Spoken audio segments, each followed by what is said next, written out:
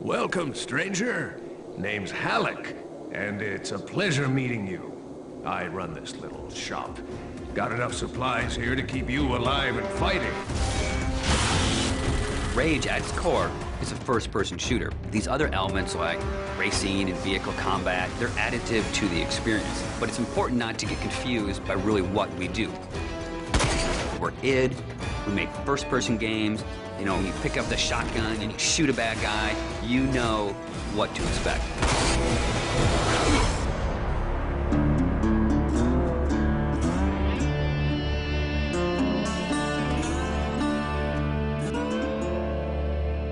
So in Rage, what we've tried to do is in every new environment that you enter, we give you a new weapon or a new ammo type or a new engineering item to keep the experience fresh. And as you play through the game, your arsenal grows and grows.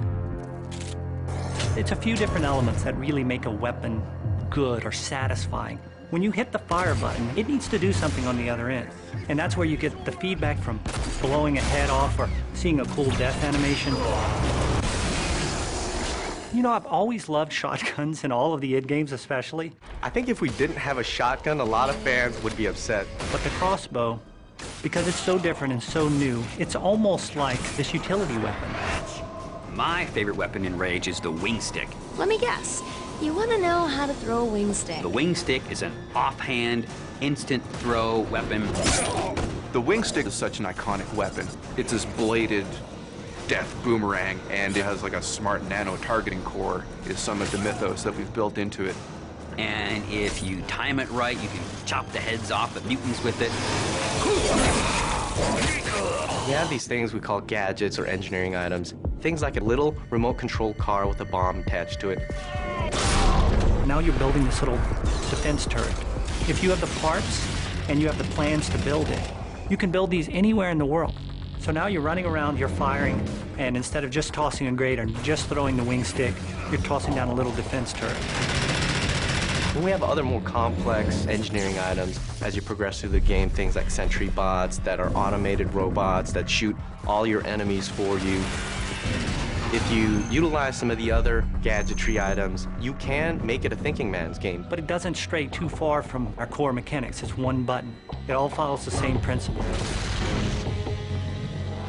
I pay nicely for quality goods. There is an economy, and when people first think about the economy, they think RPG. But the economy is really your tool to manipulate how you want to play the game. It really is this player choice mechanic. So you're picking up this cash and these other cool items, then you sell it and you pick which ammos you want to buy. When you get these new things, you'll want to try it out, and when you do, you learn how that impacts you as the player and how you want to approach a situation. But at every step of the way, we never want the inventory to get in the way. It's there for a reason, it always has a purpose, but we still want to stay true to that kind of action. The world in Rage is about survival and all the elements that the player will need to succeed in surviving. It's up to them how they want to use those gadgets, weapons, and ammo types. Along with the action shooter experience role that we intend for the player to take, we create these different options in the gameplay when you get into an area with all these various implements of death. Or, you know, you may not want to have any strategy. You just may want to kick in the door, pull out your big shotgun, and start blasting away at the bad guys. We really give players the opportunity to engage the enemy AI in the way that's best for them. And we feel that that adds a lot of life and replayability to the game.